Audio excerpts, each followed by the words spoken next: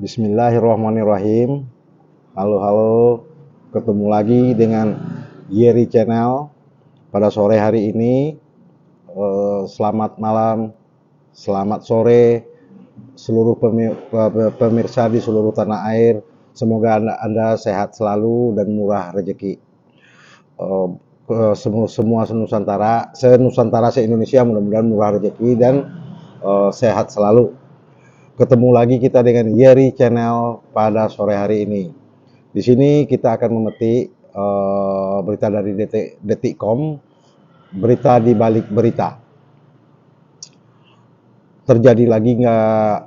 Udah sering terjadi di Indonesia, cuman tidak kapok-kapoknya orang kita ini. Yang namanya sifat manusia tidak susah dirubah. Kalau zaman sekarang bentuk bisa dirubah di operasi plastik, tapi yang sifat tidak kebiasaan tidak bisa dirubah. Ini saya akan menceritakan yaitu dendam suami di Probolinggo bunuh sahabat yang perkosa 3 kali istrinya.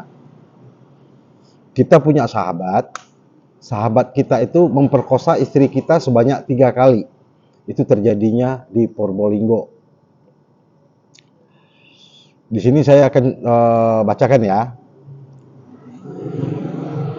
Namanya Nanang Budianto ditahan Polres Probolinggo dan terancam hukuman berat. Ini karena Nanang nekat membunuh Slamet Widodo. Slamet Widodo ini umur 29 tahun, yang tak lain tetangga sekaligus sahabat sendiri. Nah, sudahlah tetangga, sahabat sendiri. Pembunuhan itu terjadi karena Slamet memperkosa istri Nanang. Jadi Nanang Budianto punya istri dan diperkosa oleh Slamet Widodo umur 29 tahun. Jelas dong si Nanangnya emosi, tidak puas, kesal, semuanya berkecamuklah dalam hatinya. Jadi Nanang ini bertindak untuk menyelamatkan istrinya dari aksi pemerkosaan yang dilakukan Slamet. Nanang datang tepat waktu dan menggagalkannya. Nah, jadi perkosaan yang ketiga ini digagalkan oleh Nanang. Aksi nekat Nanang juga bukan tanpa dasar.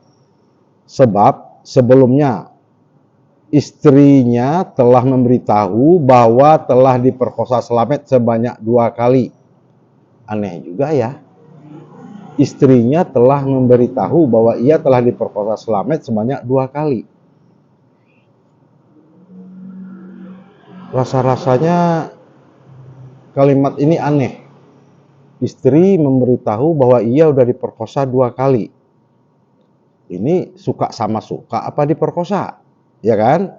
Timbul tanda tanya begitu. Nanang memilih menahan diri karena ia tidak mengetahui dengan mata kepala sendiri. Jadi Nanang ini setelah pengakuan istri udah 2 kali diperkosa, dia menahan diri karena Nanang tidak melihat bukti dengan mata kepala sendiri. Jadi dia ceritanya bersabar dulu, mencari waktu yang tepat dan ada bukti ya.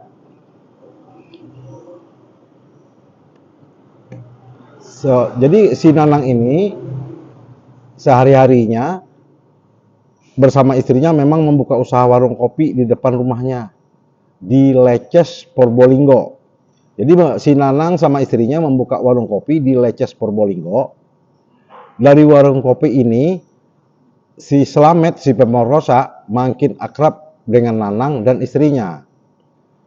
Tak jarang Slamet juga kerap menginap di rumah Nanang. Jadi Slamet pemerkosa ini sering menginap di rumah Nanang rupanya. Tapi berarti di si Slamet di dalam hatinya ada, menginap di rumah si Nanang. Jadi ada yang diincar dan ada tujuan. Setelah itu Nanang lantas memperingatkan Slamet agar tak mengganggu istrinya. Nanang juga menyiapkan senjata tajam di rumahnya jika sewaktu-waktu Slamet datang ke rumah hendak memperkosa istrinya lagi. Karena Karena Nanang sudah bertekad akan menghabisinya, benar saja hari yang ditunggu-tunggu oleh Nanang untuk menyergap si Slamet yang memperkosa istrinya pada Sabtu tanggal 23 November 2019 sekitar pukul 9 WIB. Slamet datang ke rumah Nanang dengan niat memperkosa untuk ketiga kalinya. Jadi Slamet ini datang untuk memperkosa ketiga kalinya, sedangkan Nanang tidak ada di rumah. Nanang sedang keluar memancing ikan di sungai. Jadi waktu Slamet datang, Nanang tidak ada di rumah dan dia lagi memancing ikan di sungai. Saat memancing ini, Nanang kemudian memutuskan untuk pulang karena hasil tangkapan ikan dirasa sepi. Jadi dia memancing, hasil pancingannya itu tidak dapat ikan banyak, dapat sedikit begitu. Ya saudara-saudara sekalian, setibanya di rumah, Nanang kemudian memergoki Slamet hendak memperkosa istrinya. Nah, jadi bagi kita jadi tanda tanya. Nanang pergi memancing, dia pulang cepat karena dia pulang cepat karena ikannya sepi, tidak dapat ikan, pulang cepat. Tapi bagaimanakah kalau seandainya ikan banyak? Berarti Nanang lama di kali pemancingannya. Karena ikan sedikit dia cepat pulang, karena kalau ikan banyak Nanang berarti lambat pulang. Menurut saudara dan pemirsa sekalian, seandainya Nanang ini telat pulang, apakah terjadi pemerkosaan atau tidak? Jadi di sini kita timbul tanda tanya besar. Ini Ini suka sama suka apa pemerkosaan gitu? Setiba di rumah, kan pulang, si Nanangnya pulang. Setiba di rumah, Nanang kemudian memergoki Slamet hendak memperkosa istrinya. Nah, yang anehnya, kalau udah diperkosa pertama dan kedua, begitu begitu Slamet datang ke rumahnya, istrinya kok diam, kok nggak berteriak ke tetangga, ke warga, kok menerima dia kedatangan si Slamet gitu. Yang anehnya kan di situ. Nah, kita ulangin ya. Setiba di rumah, Nanang kemudian memergoki Slamet hendak memperkosa istrinya. Jadi timbul tanda tanya, apakah istrinya itu ini nggak punya mulut, nggak punya kaki untuk lari keluar rumah, kok dipergoki dalam rumah? Nah, ini suatu tanda tanya besar ya. Suatu tanda tanya besar, apakah ini suka sama suka, apakah pemerkosaan? Itu kita belum tahu ya. Terus untuk lebih jelasnya, tentu kita tunggu. Bentar ya.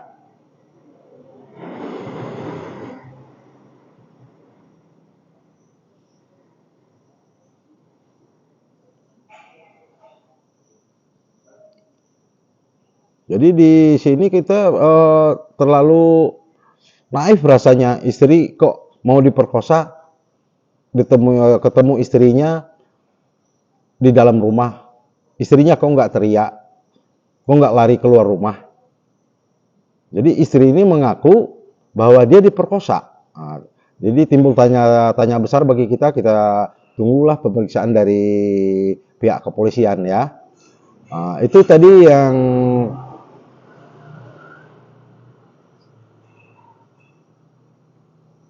Nanang yang membunuh temannya sendiri karena memperkosa istrinya sebanyak 3 kali. Nah, ini satu lagi ada lagi. Ini tukang ronsokan di Surabaya bunuh pria yang tidur istrinya. Nah, ini banyak ya yang hobi tidurin istri orang gitu ya. Ini kita kutip dari Detik Jatim. Selama 7 bulan rumah tangga Sawaludin dan Siti Azizah 35 terbilang cukup harmonis. Tak ada pertengkaran atau isu perselingkuhan yang melanda bahtera rumah tangga mereka. Sawaludin dan Siti Azizah tinggal di sebuah kos di Jalan Dukuh Bulak Banteng, Gang Patriot, Kenjeran, Surabaya. Sehari-hari Sawaludin merupakan tukang ronsokan. Namun kehidupan rumah tangga keduanya sekitar buyar karena ternyata istrinya bermain mata di belakangnya. Ini ulah perempuan, laki-laki bisa tidak tahan emosi karena dia menyayangi istrinya, terus istrinya berselingkuh, nah, terjadilah yang hal tidak diingini. Tragedi itu bermula pada Rabu 18 Januari. Saat itu Sauludin tengah sibuk bekerja sebagai tukang rombeng.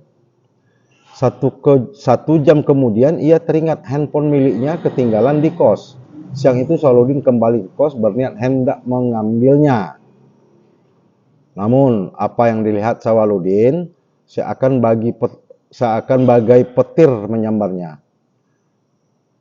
Ia tersengat amarah karena memergoki istrinya tengah tidur seranjang dengan pria lain yang tak dikenalnya.